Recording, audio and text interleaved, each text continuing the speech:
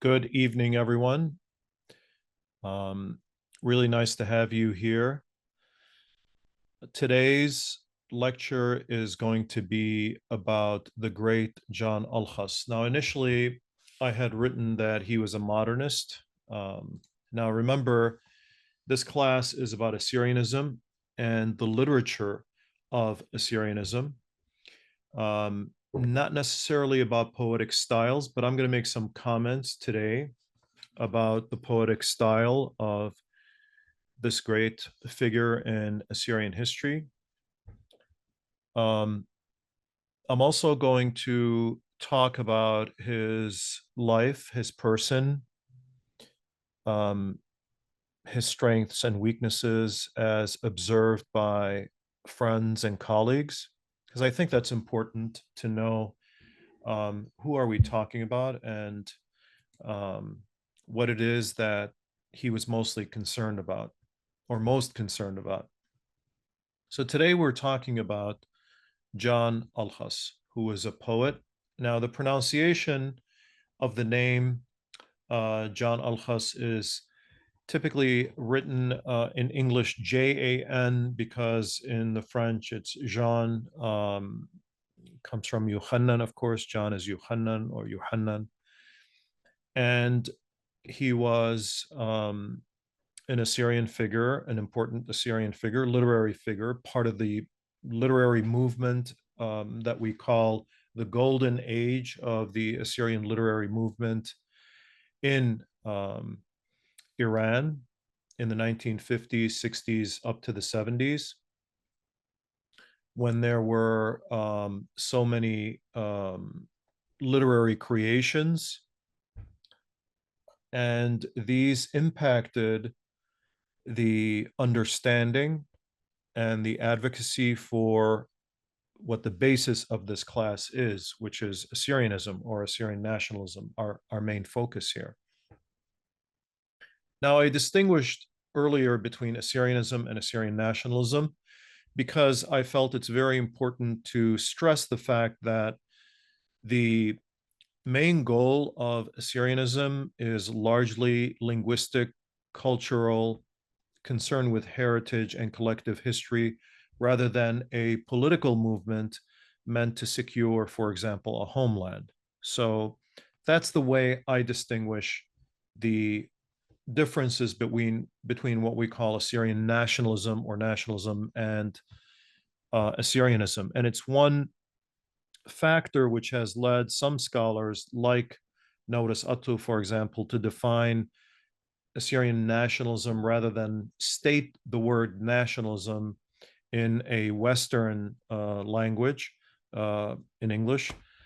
She uses the word umtanayuta or umthanayutho in the Western dialect. So for the sake of distinguishing, and today we have an important fact that one can base this difference between Assyrian nationalism and Assyrianism upon. Um, for today's lecture, it's important to keep in mind that the literary movement was exactly that. It was a literary effort, not really a political effort. It wasn't meant to secure seats in a parliament. It was not a drive for elections. It was meant to protect Assyrian culture, its language, and a sense of belonging for the Assyrians, who, as I've said repeatedly in this class, were victims of a major genocide from 1914 to 1918, and then later in 1933 in Iraq, and in the 1920s in Iran. And so this movement, which was started in Urmia in the 1800s with the assistance of American missionaries, later picked up, as we said, through the efforts of the important Sparzona or newspaper of Kichwa, and then later still after the First World War period, after things settled down, we have a recreation of beautiful literary effort by the brothers Alkhas, that's John Alkhas and Edde Alkhas. and also their trusty companion, loyal companion, Nimrod Simono. Now, for today's lecture, I focused on these four sources. The book about John Alkhas, Poeta Trida, which means the exiled poet.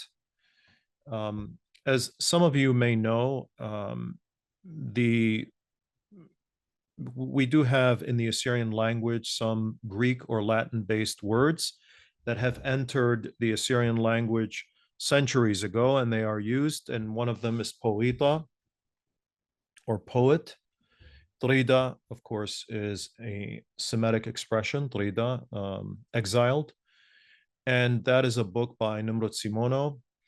And Nimrod Simono is a great grammarian and also a writer, and was very active in Gilgamesh magazine. Of course, Gilgamesh magazine is a great source for the writings of both Edday and John Alkhas, the two brothers.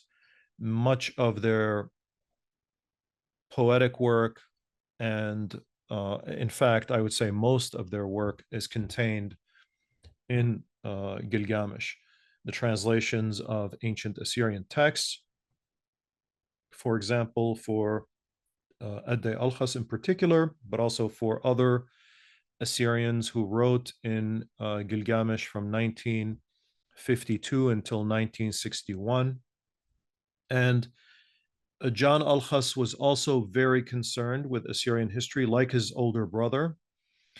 And he wrote much. In fact, he's the one who wrote about the Assyrian New Year and came up with the date that we all use today, 6,700.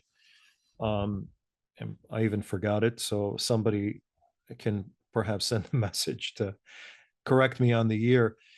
But he basically said, we have a, and this has been criticized by others, but he basically said, we have a tablet that has been spotted by a well-known archaeologist who is a, thank you for that, Dr. Sada. It's the year 6,774. This archaeologist came up with a tablet that basically showed that after a great flood in the year 4,750 BC, the Assyrian New Year was established. Now, is that factual? Well, that's to be contested, because the late John Alkhas never gave the name of the tablet or the name of the archaeologist, and he's been criticized by writers like Nimrod Simono, who was his companion, and also Daniel Binyamin, who was the publisher of the volume on Gilgamesh, as being less than accurate, but perhaps it says a certain truth. And that truth is that the Assyrians are a very ancient people, and they go back to the heartland of Assyria. And perhaps this is what John Alkhas was expressing, the need to link ourselves with this very ancient culture that predated Iranian culture. And remember, his environment is Iran, and there's a great deal of pride in the 1950s and 60s with Iranian culture, going back to the Achaemenids and the ancient Persians. And so the Assyrians, well, what did they have? So maybe this was an answer to that, perhaps. At any rate, the four sources are John Alkhas, Poeta Trida, written by Nimrod Simono, Mghalted Gilgamesh, or Gilgamesh magazine, written from 1952 to 1961, after the demise of the death of Edday Alkhas. It lingered for a bit in the hands of John Alkhas, and then it unfortunately folded. Tash'ita Saprayuta Atureta, which was written by Dr. Pira Sermas, a very important 3-volume work. In volume 1 and volume 3, he speaks of John Alkhas. In fact, he reproduces a few of his writings. And then finally, Amura Trida. Amura is another word for poet in the Assyrian language, also exiled poet, except this time Daniel Binyamin uses a more, one could say, Semitic word, Amura Trida, exiled poet. And I will refer to some of the comments made by the late um, Daniel Binyamin, who is also a great literary figure among Assyrians, coming from an incredible family, learned men and priests, which all the way, by the way, is also the case of Alkhas and John Alkhas. So let's dig into the life of this great Assyrian poet who inspires so much admiration from so many literary people familiar with Assyrian literature. He was born in Urmi in 1907, although according to Pira Sarmas, it was 1908. Nevertheless, like his brother, they were both born in the city. His father was known as Binyamin Bar Usta Alkhas. Now, the term Alkhas, by the way, um, comes from the word, the Arabic word, Al-Qas, Al-Qas, the priest. So it makes sense that they are from the family of the Qashe, Beit Bet Qasha, Beit Bet Qasha, who migrated from the mountains, it is said, to Urmi. There is a theory that they may have come from Al-Qush, because the use of the word Al-Qas does come from places like Al-Qush, but it may not be necessarily true that they were directly from Al-Qush. I, for the record, heard from Hannibal Alkhas that their family may have been from Al-Qush indeed, because many people from Al-Qush migrated to Urmia long ago. The last priest in this family, Alkhas, what came to be known as Alkhas, was martyred in 1914 in the village of Göytapa in Urmi. Father passed away at age 3, and perhaps we think his mother as well. This was a great tragedy for John in particular, perhaps less for Edde, who formed a family, but in particular for John. And it is referenced by various people that had a profound effect on him and his poetry and his writing. And we'll come to that. After the Exodus, or at the time of the Exodus, actually, he was studying in Catholic schools in Tehran, later leaves to Tabriz or Taurus, leaves with his brother. So both brothers go to Tabriz. He became a member of the Assyrian Young Women and Men's Association in Tabriz in 1925, and I'll show you a photo of that. That Juanque Khamate Shotaput Juanque or Khamate Juanque Aturaye in 1925. And this organization was active for at least a couple of years. In 1926, he studied under Mar Habil Zaya and Qasha Giwargis Bibla, both of whom were Chaldeans. And of course, many people from Salamas and Urmi had become Chaldean, and this is long before the term became weaponized, unfortunately, in our day and age, when one means one ethnicity and another means a different ethnicity. This was certainly before the conflicts with this name issue. So he studied under Qasha Giwargis and Marhab Zaya, who loved him very much and admired him. He traveled to India and obtained experience and education in 1941. He worked with Marti Matius in India and formed the Assyrian alphabet, which was later used in the publishing house of Hunain, which was used to publish the famed magazine Gilgamesh. In 1948, he helped to introduce these printing letters in Iran, and it was the first time after, of course, the very first time was when the English or the American missionaries came with the press and Zarirat Bahra was published in the 1840s, 1849, in Urmia, being the very first periodical appearing perhaps in the entire Middle East, certainly in Iran.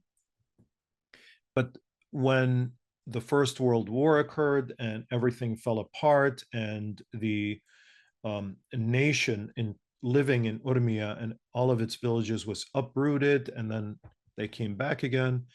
In 1948 is the time when the printing press was reintroduced, we should say, excuse me, into Iran for the Assyrians. And in 1952, they published at this printing house the magazine Gilgamesh. And unlike his brother, who worked very successfully in commerce in Iran, John, unfortunately, was not very successful in business. We are told by his nephew, Hannibal Alkhas, the well-known poet, about whom we will have two classes, because I would like to focus on his writings and on his art separately. He's certainly worthy of a great deal of respect, as are all of these, what I would call pillars of Assyrianism.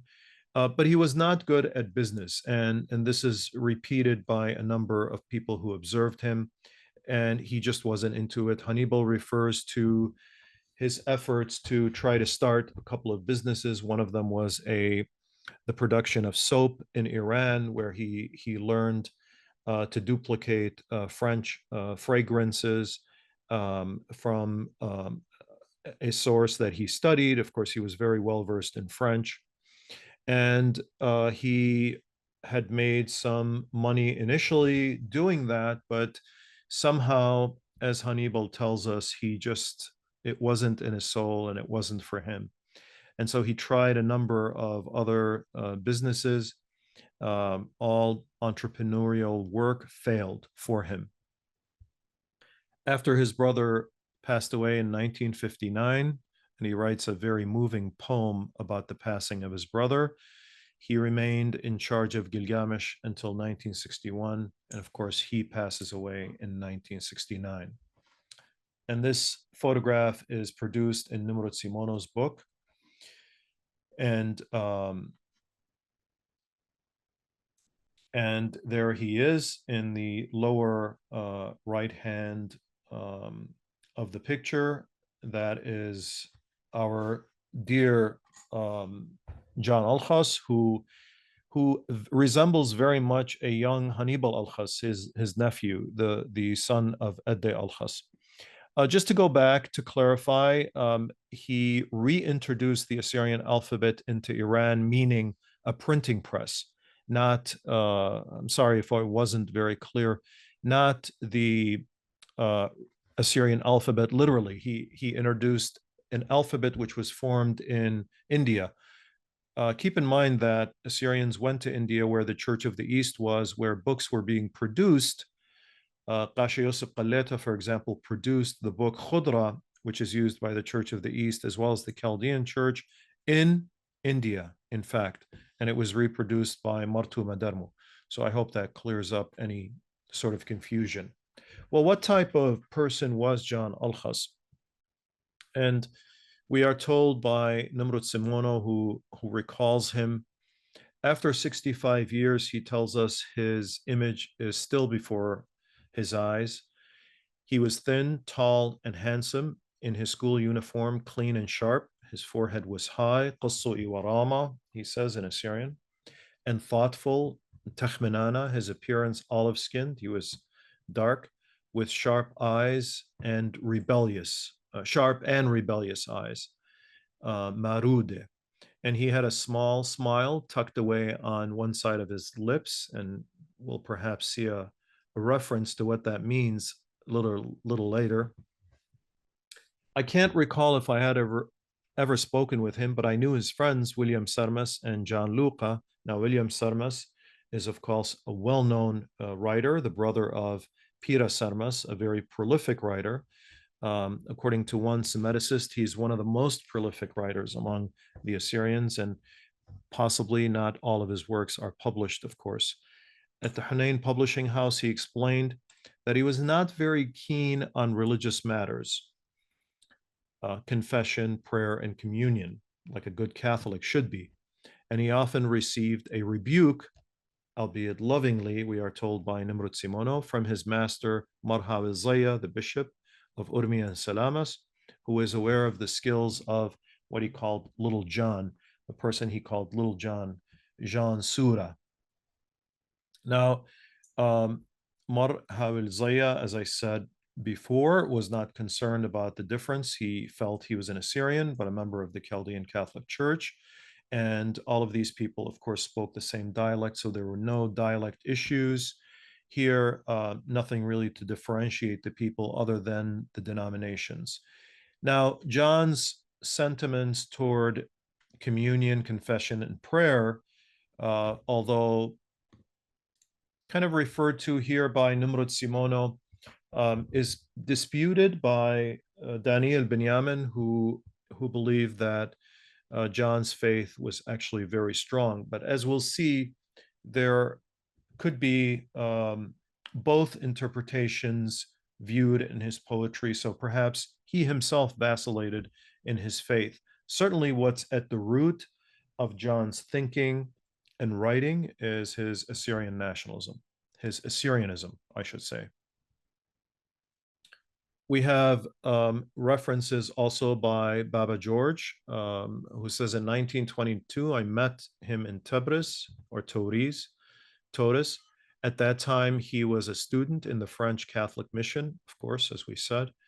And the number of Assyrians was great in Tabriz or Tauriz. There was great enthusiasm for nationalism at that time. It's interesting that he describes at that time in the 1920s that it was more than now. Among the young men and women, next to the YMCA was a church structure for young people, and we created an organization open to all Assyrians. In this way, we created the Young Men and Women's Association, Juanqa Khamate Aturaya, or Khamato Juanqa Aturaya. After some time, about 2 years, a conflict developed. And here, I'm not sure if it's Nimrod Simono who is making this remark or if it's Baba George being quoted directly, but it is in parentheses, as is common among us Assyrians. In other words, the conflict develops as a common thing among Assyrians. And John Alkhas and William Sarmas, both Catholics, we are told, of course, left and created another organization called Nasiban Association, Shota Puta or Shutasat Nasiban. And this glimmered for some time and even opened a branch in Urmi. And it is said that another foundation another branch, was opened in Tehran. So what was this? Again, the concern with literature and the printing of the Assyrian language and advocating a shared heritage. In his writings, Pira Sarmas tells us it is implied and shown by John Alkhas that he was deprived of family love. We are told, Khubba Betaya, because from a young age, he lost his parents, from a young age. So what does this mean exactly? The Assyrian calendar of the literary committee Sita Sapreta in Iran in 1970 says from this date of the parents' deaths, Motet Awahe, his brother, the late Adde Alkhas, took it upon himself to be responsible for him and to raise him. So the elder brother raised his younger brother, and they were very close. And John always referred to his brother as simply Ahuna, or brother. And I want to share with you something that Hannibal wrote because I feel that it tells the story of the personality of John Alkhas. And I have translated this to the best of my ability.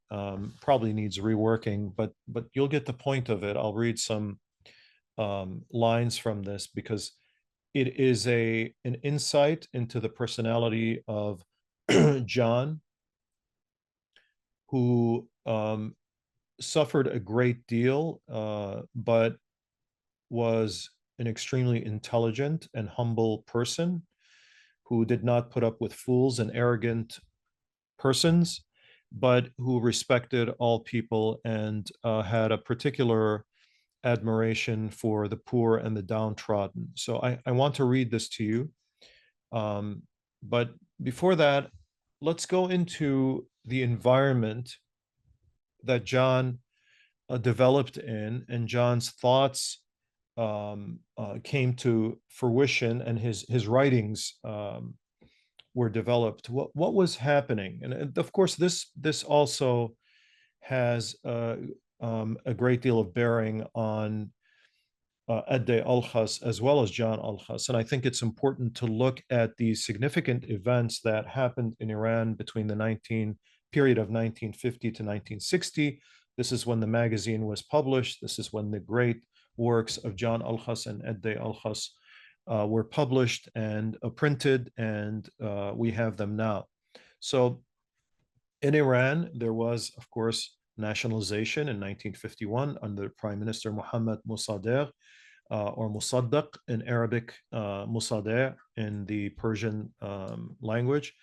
And the Iranian parliament voted to nationalize the Anglo-Oil Company, Anglo-Iranian Oil Company, AOIC, like the IPC across the border in Iraq, which was a British company controlling Iran's oil, and this move aimed to assert national sovereignty. So Iranians are asserting their nationalism at this point. And Mossadegh's premiership, he became prime minister and implemented progressive policies, including social reforms and efforts to reduce the monarch's power, which had desirable effect for some people and not for others. His nationalization of the oil industry led to confrontation with Britain and the United States, and an economic blockade was imposed. Now, there's a whole story behind this of the United States and Kermit Roosevelt getting involved in the overthrow of Mossadegh, because there was fear that the Russians would gain more power or the Soviet Union would gain more power in Iran, so on and so forth. Not really important for this class. We want to go into what was the environment that led John Alkhas to write in the manner that he did. The Shah's power was restored after a coup d'etat against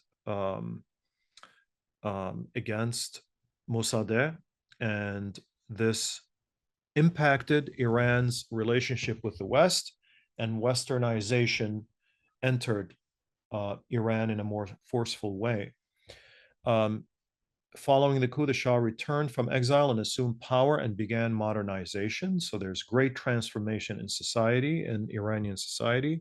This was called the White Revolution, although officially launched later in the 1960s. It really began in thought earlier in the late 1950s. And this turned Iran into an industrial nation. There was economic development in the 1950s. We saw significant economic development in Iran funded by increased oil revenues and the establishment of Western control over the oil industry. There was also the formation of SAVAK in 1957, the year prior to the revolution in Iraq. This organization was an important secret police organization like the FBI and conducted intelligence and surveillance work. Very importantly for our concern, cultural and social changes in Iran were tremendous at this time. The Shah's modernization brought increased urbanization, increased Western influence on Iran, and changes in social norms. And this, of course, impacted the Assyrian community as well as other minorities in Iran, the Armenians, and so on. And we saw the differences in the development of the Assyrian communities, for example, now divided into Iran and Iraq in particular, but also Syria, and what was happening in the different countries.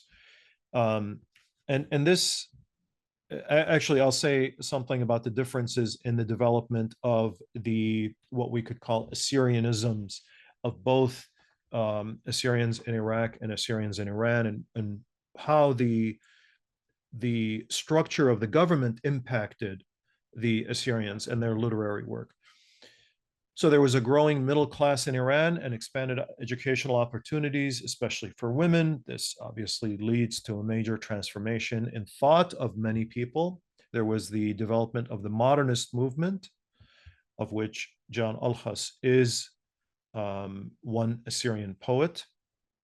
Of course, there were others, and the style could go back to, we are told by one Assyrian writer, to the great Shlimun Salamas. But that's something that we could discuss at a later time. There was influence of Western literature at this time, and there were commentaries, political commentaries by poets. So although they were sometimes implied, sometimes overt, there were themes of freedom, identity, and resistance, and these became prevalent. One of the prominent poets of this time is Ahmed Shamlou from 1925 to the year 2000, known for his powerful and evocative poetry. This sketch, by the way, is by the nephew of Adde and John Alkhas, and that, or excuse me, the son of Adde Alkhas, the nephew of John Alkhas, Hannibal Alkhas. Hannibal's works are well known in Iran. He is a well-respected artist and poet among Assyrians in particular, artist among the general Iranian population. And so there were many people who one could say were the fathers or mothers of Persian poetry.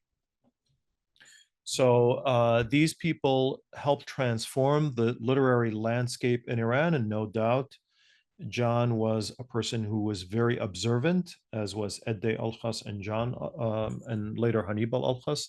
These people were extremely observant. To be a good poet, one needs to be an observer of people and developments in society, of nature, and so on. So John saw all of these developments, and he knew of all these poets. And so there was also a religious and political impact. During Shah's time, there was definitely a push for religious freedom. And that was relative, of course, certainly in governmental circles, less so among the common people, but freedom enough for people to be able to practice and not be concerned. There was political participation on a limited scale, of course. The Assyrians had representatives in the Iranian parliament, and here we see a picture of the patriarch of the Church of the East, at that time a bishop in Iran, Mardan Kha IV. And next to him is the late Rabbi Homer Ashurian, who was a member of the parliament and a very prominent Assyrian who later came to the United States and passed away a few years ago in the United States.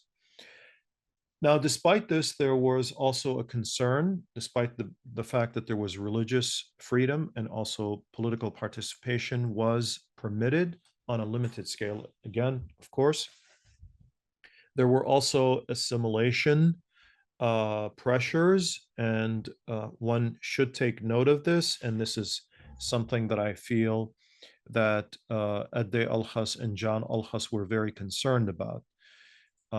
Despite the relative freedoms, there are these pressures to assimilate. Of course, I think it happens more when there are freedoms. I think studies have shown when there is no differentiation in society, there's a tendency for minorities to assimilate in greater numbers. But this was, by the way, interestingly, a concern of Marti Matthias I, one of the greatest patriarchs of the Church of the East. He was very concerned that members of the Church of the East, Syrians, were assimilating into the larger Islamic, or lesser at that time, but growing Islamic culture in Iraq. And those were in the 800s, okay, AD. So there is this concern. on the part of Adde and John Alkhas, and so their efforts are really addressing these concerns. Now, in Iraq and Iran, we're developing separately, and I'll say just something about this. Iraq's political structure was more repressive as far as the Assyrians were concerned. Why is that? Because, I mean, it's only a few years after 1933 when Semele was the Semele massacre was conducted and thousands of Assyrians were massacred. So there was a great deal of fear in Iraq, less so in Iran. Even literary expressions were a concern for Assyrians in Iraq, although they continued to write. It was more of an effort in Iran. So Western influence was less in Iraq, it was more in Iran. Both countries focused on modernizations, but with different varying goals. And that had an impact on the Assyrians. And we will see this also as we look at the writings of, for example, Benjamin Gindilu and Mishael Lazar Isa, who wrote in short stories in Iraq. We'll look at their stories as well and see what type of Assyrianism, what type of understanding did they have of ethnicity and culture, and compare that to and contrast it with Adde Alkhas and John Alkhas's writings in particular. So let's talk about our great poet. What exactly was he focused on? First, I want to tell you that it's important to note that translation is not an easy thing. And you know, in reading, for example, Omar Khayyam, I cannot read Omar Khayyam in Persian, but in reading Fitzgerald's translations, which have transformed Omar Khayyam into something that of a great literary work in the English language, and then reading a more quote unquote accurate translation of Omar Khayyam, one sees a difference, of course. So what I have sought to convey here is the symbolism and the underpinnings of the thought process of Assyrianism in the poetry and writings of John Alkhas, not so much the literary style, but I will try to give you a flavor of his literary style, because truly the language with which he writes is incredible. First of all, his range of words, his use of words is just very, very prolific, very broad. His observations are very poignant, very powerful. He allows one, in the words of Daniel Benjamin, to participate as if in a mass where the smoke or the incense is rising and you're able to participate in this prayer ritual with a priest or a monk. He allows you to wander with him into these images and into these experiences that are unlike any other Assyrian writer. So is it fair to translate his works? I would say one, again, like I spoke about William Dania's great work, Batina Gabara, and explained that if there's a reason a person should study Assyrian and learn Assyrian, one very good reason for that is the great epic tale of Qatina, the 3 volumes. But also, if one really wants to enjoy the beauty of the Assyrian language and its various twists and turns in descriptions, John Alkhas is another reason to read, learn to read in Assyrian, learn the Assyrian language. So with that in mind, he writes about Assyrianism, Aturayuta, as a force to be upheld through language, through pride, shuhara. He often refers to dimma, blood, but that's a metaphor. That's not literal, of course. Blood means to belong to. It's a covenant of sorts to prize, and the rising above denominationalism. So he definitely does not like that you are called um, by names as Chaldean or Jacobite or Nestorian. He definitely rejects that. He is in the line of Martuma Odu, I would say, and Benjamin Arsanis and Freidun Aturaya in thinking that we are all of one nation and we belong to the Assyrian nation. And these names are something of an obstacle that we must rise above. If they are referred to as if they are used to separate the Assyrian people. So he writes in this kind of reawakening of the Assyrian soul, even in a poem by his brother about his brother's death a year later, Khashitam Qam Idium. And he says, for you and for the nation, he has fallen asleep, his brother. He sees a great deal of pride in struggle. So this is a person who has understood struggle based on a personal experience. He is able to paint nature's beauty, its sorrows, its struggles. He sees, for example, he contrasts Chiriya fall with Nisane, with Nisan. Nisan for him is a metaphor, and it reaches to the ancient Assyrian history, and it reaches into Assyrian faith. He is one of those who uses these words repeatedly. Ishtar, for example, a word that was not used in the modern Assyrian language so much, he and his brother bring it back. Something we asserted before that had a great deal of significance in the magazine Gilgamesh. It was bringing back these ancient traditions, these ancient expressions. He writes much about longing and oneness, about khuyada. He writes about exile and overcoming. So there are a series of poems, من كتويات الطريدة, من تخار الطريدة, the memories of the exiled. So this probably had an impact. We are told by many people who knew him that he experienced the exile not only from Urmia to safety, to Baquba or Hamadan, but also escape from Taurus at a certain time in the 1920 period. And so he experienced exile in a very profound way during very difficult times and in snow. He has a great deal, as I said, of imagery and attention to detail in his poetry, especially in nature and sentiments, rughshe in Assyrian, sentiments or feelings. Wrote on the history, and he is the one who, as I said, is the founder of the idea of the Assyrian New Year being over 6,700 years. So he also wrote about love, and we are told that he loved one particular person in his life, and he was never able to come together with that person.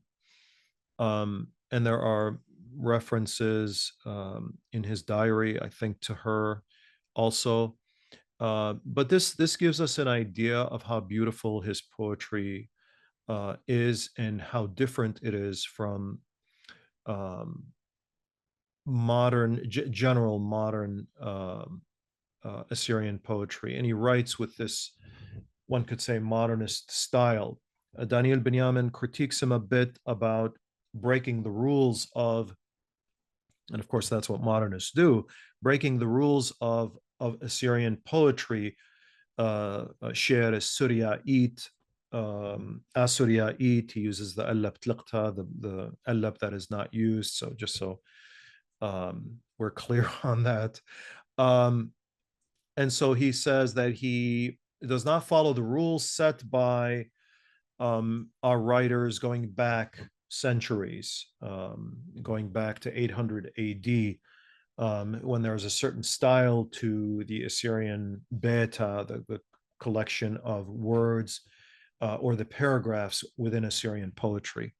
But here is a poetry about longing and about his feelings. And he tells us, Ramshel Mchisha Chlisa. Chlisa here has squeezed or pressed his heart. Litcha kichwa laqluqe. Bruchsheven, Burgasheven, Blibbi Blisa. I feel my heart that is crushed. Ruchi Gyawi Taktuqe. My soul is rattling, Buddai. And the last line is Buddai, about her. Salmoneven il-a khishi. I imagine the sorrow of mine. I bishpache lebrishi. Libbi rishi u'a obbi. My bosom, my heart, my head, my bosom are light with love for her. Qadai. Ha bikhyarevin broma. I look upon the skies, or I look upon high. Makhmishilmana psoma, like a Muslim during the fast of Ramadan or Ramadan. Tawuya il Sara, I'm looking for the moon. Qad shamtan il somet bara, so that I can break this fast at daylight. Of course, Muslims break the fast during daylight. We're supposed to fast at night. And then he tells us, die, with her. Z, and here, this is the use of this type of writing is very new for Assyrians. It's very innovative. Z, litla sarab shmeya. There is no moon in the sky. Laze o khizwa khulya, not the sweet vision. Qam giniza iwet minni Maria. Why have you hidden from me, Lord? Why have you hidden yourself from me? Qam giniza minni Maria. Shwuq bibikhya ubilyaya. Shwiqi bikhya bilyaya. You've left me to cry and to wail, as it were. La diyuch, without you, udla die, and without her, without you and without her. So this is the style of his love poetry, but it also is reminiscent of loneliness and being left in exile and being left in a situation where there is no even divine intervention, as it were. There's a great deal of doubt of God's power. And here is a typical strong poetic style, which I've translated. I'm not going to read the Assyrian for you, but just to focus on the ideas. Look at the swallow. Little by little, it builds. Night and day, it works unceasingly. Laklaya. The ant that is beneath your feet, bishkaya, devotes to his own unceasingly. Laklaya. Also, the ant works towards its people, each to his own struggles and helps. Only you remain in this world yawning, to the Assyrian, he says. The dialect of she who bore you, lu'za, he uses not language, lu'zat ayin haslantuch, he says, little by little disappears from your listening. Min shmetuch bitlaqela. And here we should recall the forces of assimilation going on in Iran at this time, which by the way, have today, I mean, besides Assyrians leaving Iran in great numbers, where there's only a handful of thousands left in Iran, but the Assyrian language has languished tremendously today in Iran. So this is somebody who's prophesizing in the 1950s what's going to happen, some 70 years later. Little by little, the language disappears from your listening. At times, people call you by your faith. which is something that he rejects. Assyrians should not be called by their faith. They should not be called Nestorians or Chaldeans. At times, people call you by your faith. Let's see, Khatanili, tell me, who do you fear? Min manid buzdaya? He asks the reader. Assyrian, Aturaya, why have you lost your daring? Qajdartuh, he uses the word qajdartuh. Qamudi tulqo qajdartuh, because an Assyrian is supposed to be assertive and perhaps even aggressive. Qajdar, he tries to do something. But why have you lost this? He asks the Assyrian. Until when will you permit this hatred to your face? Asnet al patuch. Awake, break, rise. Remember that you are an Assyrian, and there is no fold that has no shepherd. Litan tayibat litle raya. Rise and devote yourself, work, build schools, bni madrashyat madrase, so that in these your language will be protected from one generation to the next. Min khasal dokhina. You too rise and allow your language and name to thrive, so that it would be happy, so that it and allow your language and name to thrive, so that it would be happy with those who raised you, anitina muqimmuh, meaning your parents and your ancestors, so that Marad Nisan, he says, and he's referring to Nisan as a kind of an analogous to a savior of sorts, the ancient Assyrian past, is your guide. That becomes your guide. In every land and in every city, your protector be.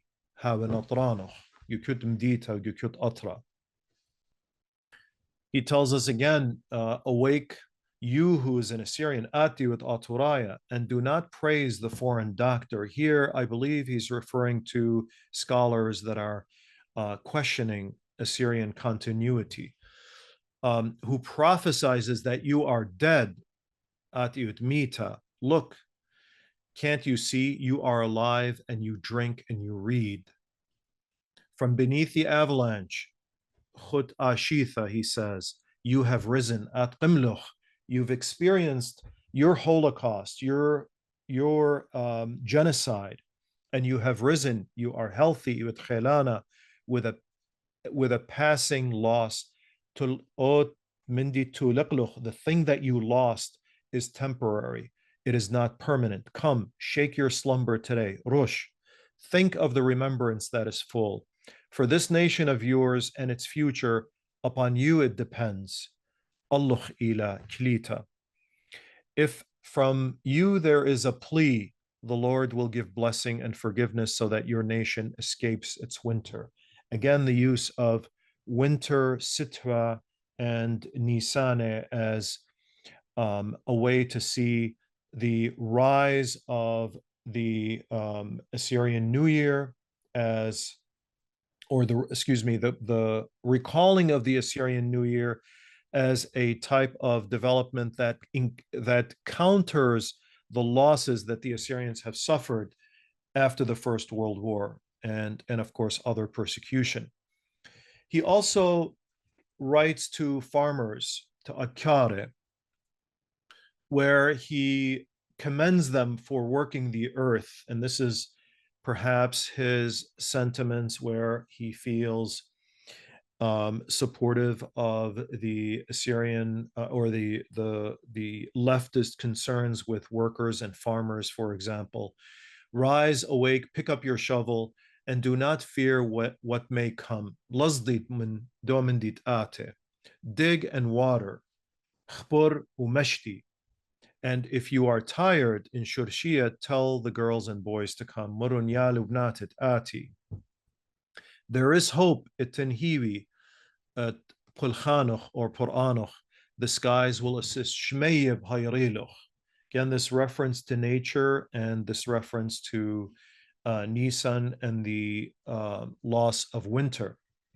In one passage, which is important to understand the nationalism that was advocated, or the Assyrianism that is advocated by John Alkhas and others like him, there is a constant questioning of the judgment of God, because, and we will look at this when we look at the writings of Ninos Aho and Yosef Bit Yosef, where they more directly question the Christian faith as it concerns or comments on the rise of Assyrianism.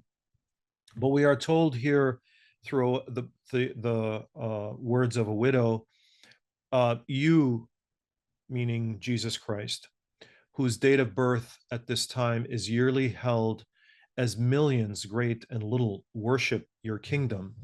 You spoke in Suryait, lahum zimluch Suryait, you spoke our language, and you wrote with your hand,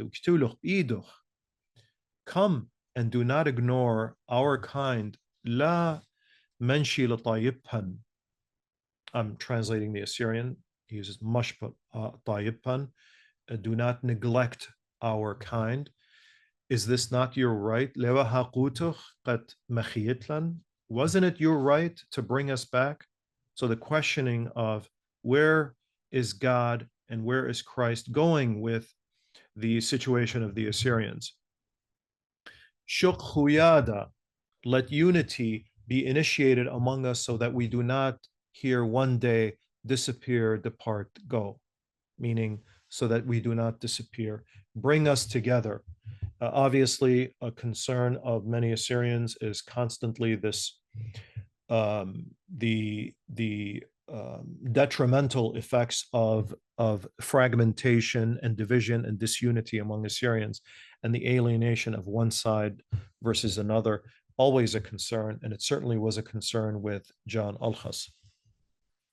Here we see again the imagery that is created in his poetry about Nisan and how symbolic it is for Assyrian nationalism, the growth of understanding or re-understanding the Assyrian history, ancient Assyrian history.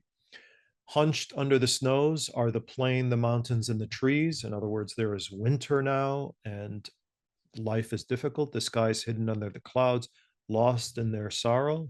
The masses have fled from their anger, meaning the anger of nature.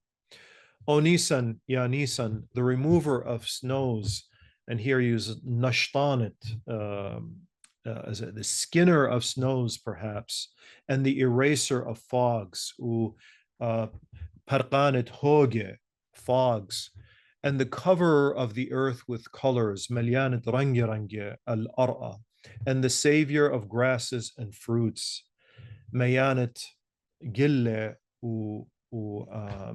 gilase or yamish or pike, and the assister of green seeds, barzar aqine, fertilizer of buds, bartune, reforming buds in nature. He that awakens lazy insects, referring to them as rujbetwine, and turns the dried branches of trees to green. Filler of the skies with birds, who fill the skies with poems. Such beautiful lines referring to nature and Nisan bringing them back. So I will say a couple of more things, but I want to read you some lines about John Alkhas by his nephew, Hannibal Alkhas, who shared with me while he was alive, and I had the absolute fortune to be with him for a bit of time, and I traded letters with him in the Assyrian language. He's the one who encouraged me to actually learn and write in Assyrian. And he shared with me that he had written this poem, Yamamoni Qatitani, tell me.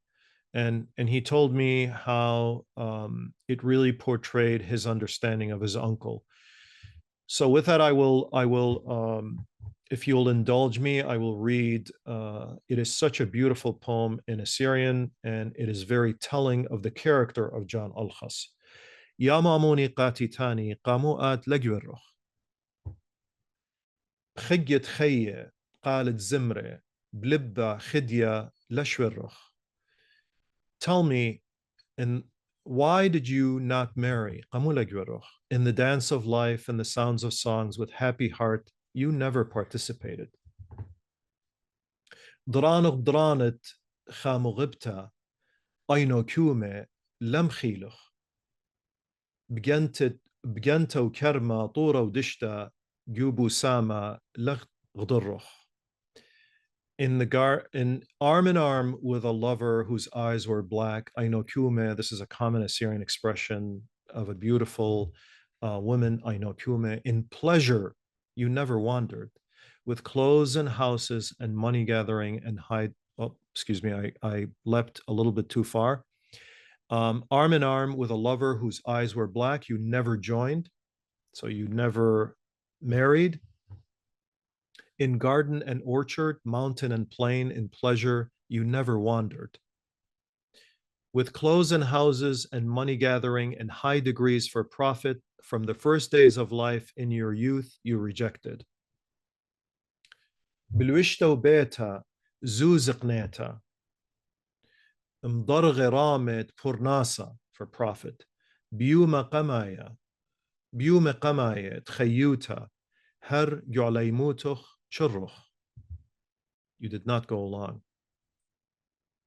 كل خيخ قخطرانا أنا تنيانا بانجيوتا بشايد ملة هر الإقارة تقرخ.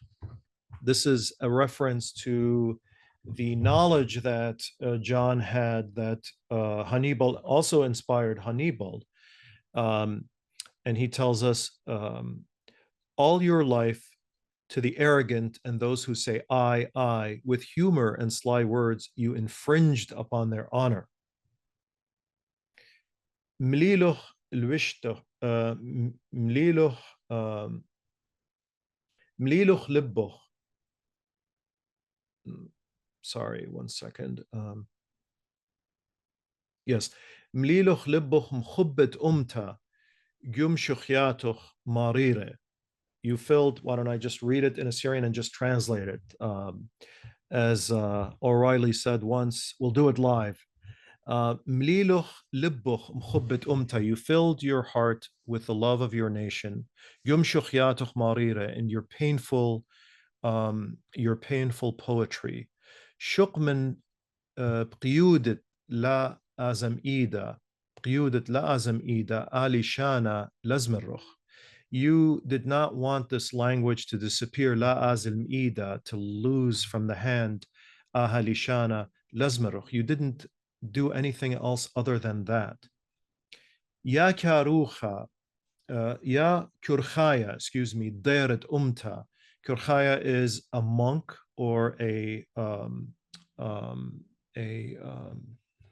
yachidaya, like a yachidaya. Ya karuchaya, kurchaya, dera umta, litwaqa tuxniquta, ittar'id beta, ucha sinduqa, qupla, uqdila, ladri dwirruch. Meaning, you were never concerned. For you, there was no concern with closing the door or closing the chest, in other words, of treasures. You didn't concern yourself with that. Mbruna trida ulibba qida. Mbruna trida ulibba qida, from a son who was exiled and a heart that is broken. It yimmat umta khrizeluch مرجانياته يمشخياته ضمه مؤينه منطرخ. Based upon the son who has been exiled and the heart of a mother who has been crushed because of her son, idyimit umta khrizeluch, you arranged marganiate, the pearls, in your poetry. Dumme mu'ayne muntarruch, you caused our tears to fall. Gu mashuche et ati uchishe, among the poets that will come and those who are gone. Rishoch mrishi ramele, your head and my head is held high. Rishoch kiploch ula munchiploch qa mashuchet la chqorroch. Very important. You lowered your head before those even though you did not admire them, even perhaps you did not enjoy their poetry, but you lowered your head before them. In other words, you respected people even when you disagreed with them or their works. For the poor, your heart always bled. And you lived your life as a poor person.